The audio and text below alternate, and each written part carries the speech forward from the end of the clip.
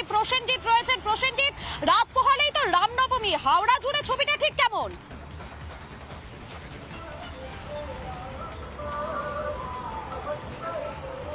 একেবারে তোমাকে আমি বলে রাখবো যে প্রায় 400 বছরের এই রামতলার রাম পূজা, এবং এই 400 বছরের পুজোর একেবারে কাউন্টডাউন শুরু হয়ে গেছে। সকলেই রাত 2টো থেকেই এখানে পুজো শুরু হয়ে যায়, এবং তার পাশাপাশি আমি বলে রাখবো যে এখানে যারা ভক্তরা রয়েছেন এবং যারা এখানে পূজা করেন, পাশেই হনুমানের জির মন্দির রয়েছেন এবং তাকে পূজা নিবেদন করা হচ্ছে। এবং আমি তোমাকে একটু দেখাবার চেষ্টা করব যে একদিকে যেরকম হনুমানজি রয়েছে এবং তার পাশাপাশি আমি এই এলাকায় যে মন্দিরে একেবারে রাম ঠাকুরের যে মন্দির, সেই মন্দিরের চিত্রটা তুমি দেখতেই পাচ্ছ যে অলরেডি শুরু হয়ে গেছে সেই কাউন্টডাউন, সেই প্রস্তুতি, একেবারে সসময়ে এই পূজা অর্চনা শুরু হবে। তার পাশাপাশি এখানে ভক্তরা রয়েছে এবং পূজারী রয়েছেন। আমি একটু জানার চেষ্টা করবো, প্রথমে পূজারীর কাছে চলে যাবো। দাদা, এইটা কত বছরের পুজো, এই রামতলার পুজো? অনুমানিক 400 বছরের।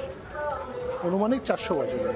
এই পুজোর বিশেষত্ব কি রয়েছে? কখন থেকে ভক্ত সমাগম হয়? মোটামুটি আজকে রাত থেকেই কিছু যারা দূরের বাসিন্দা তারা চলে আসে। হ্যাঁ, আমরা রাত্রি 2-2:30 থেকে পুজো নিতে শুরু করি। পুজো শুরু করে দেয়। হ্যাঁ। তো এখানে কিরকম ভক্ত সমাগম হয়? এখন থেকেই তো দেখতে পাওয়া যাচ্ছে যে ভক্তরা আসতে শুরু করে। সেটা অগন্তির বাইরে। এটা যেহেতু বহু পুরনো, এটা আপনার কিছু না হলো 1,10,000 তো লোক আসেই। 1,10,000 লোক আসে। 1,10,000। একেবারে আমি আরো একটু জানার চেষ্টা করব একে একে। দাদা, এখানে যে আপনারা তো ভক্তরা আসেন, এখানে আপনারা সেবা দেন, এখানে কিরকম ভাবে আপনারা সেবা দেন, কিরকম সেবার সুযোগ পান? এখানে সবাই ভালো রকম সেবা পায়।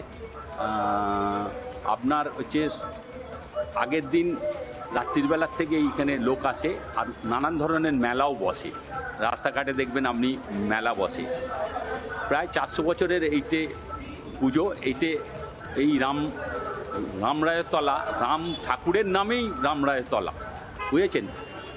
জানি না এই পুজোটা আপনার অনেকে বলছে যে রাম পুজো নাকি পশ্চিমবাংলা হয় না, কিন্তু আমি জানি না, যারা বলছে তারা যেন এইখানে রামরায়ের তলায় এসে দেখে যায় কত বছরের এইটা পুজো। রাম পুজো হচ্ছে বাঙালি হিন্দুদের হচ্ছে পুজো। এটা অনেক দিন ধরে চলে। এটা আমরা যত রকম ভাবে সাহায্য করার আমরা সাহায্য করি। আর কি বলবো আপনাদের? একেবারে মধুকল্পিতা, তুমি বুঝতেই পারছো যে এই সমস্ত রাম পুজো নিয়ে একটা তুমি আমাদের সঙ্গে থাকো। রামনবমীকে কেন্দ্র করে রাজ্য জুড়ে যেমন আমরা দেখতে পাচ্ছি একটা উৎসবের আমেজ, ঠিক তখনই রাজ্য জুড়ে পুলিশের তৎপরতাও কিন্তু লক্ষ্য করা যাচ্ছে।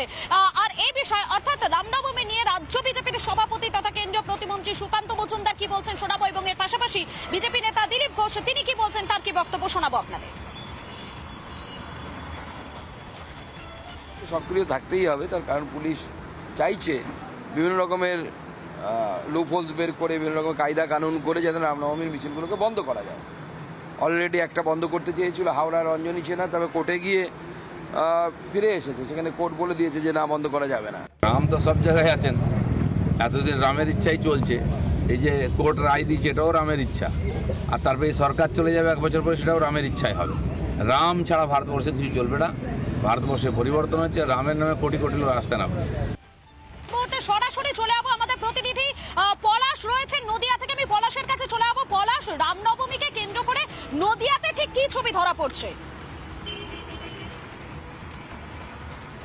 একদমই মধুকল্পিতা। নদিয়ার ভারত বাংলাদেশ সীমান্তবর্তী যে নদিয়া, এই নদিয়ায় কিন্তু রামনবমীর চরম ব্যস্ততা, কারণ রাত পোহালেই রামনবমী।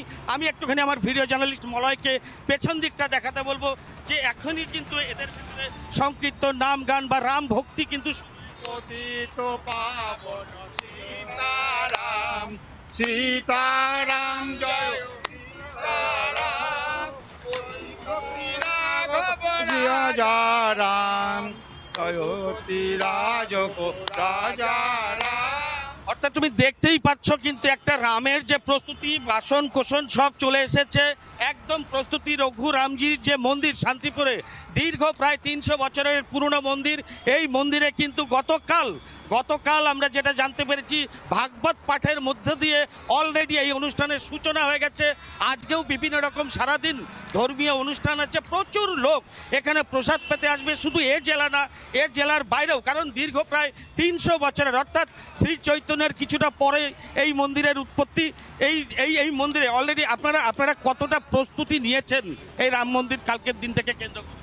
রাম মন্দির কালকের দিনটাকে নিয়ে আপনারা কতটা প্রস্তুতি নিয়েছেন?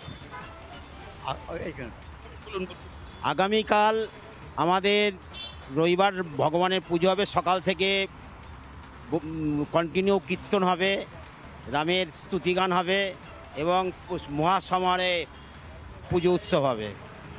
আর পরের দিন ভগবানকে নগর সংকীর্তন করানো হবে। এই সিংহাসনে উঠে আরূঢ় হয়ে মহাসমারোহে আলো সহকারে, বাদ্য সহকারে তাকে সম্মানের সঙ্গে আমরা নগর পরিক্রমা করব। অর্থাৎ কিনা একটা যে প্রিপারেশন সেটা কিন্তু অলরেডি শুরুই হয়ে গেছে। আর পেছনে কিন্তু প্রচুর যারা রাম সেবক অর্থাৎ রাম ভক্ত, তারা কিন্তু তাদের ভেতরে উন্মাদনা বা কাউন্টডাউন যেটা বলা যায় সেটা কিন্তু শুরু। যদিও এই যে শান্তিপুর, এই শান্তিপুরে কিন্তু রাস উৎসব বিখ্যাত হলেও, এখানে রাস উৎসব বিখ্যাত হলেও তার পাশাপাশি আপনারা এটাকে কতটা দেখেন? এটা আমরা মানে পুজোর 1 মাস আগে থেকে আমাদের মনে কোনো তুমি আমাদের সঙ্গে থাকো, হাওড়ার ছবিটা একবার দেখে নেওয়ার চেষ্টা করব। নানা ধরনের কন্টেন্ট দেখার জন্য লাইক করুন, শেয়ার করুন আমাদের ফেসবুক পেজ, সাবস্ক্রাইব করুন আমাদের ইউটিউব চ্যানেল। পাশাপাশি অন্যান্য ব্রেকিং নিউজের জন্য অবশ্যই চোখ রাখুন রিপাবলিক বাংলায়।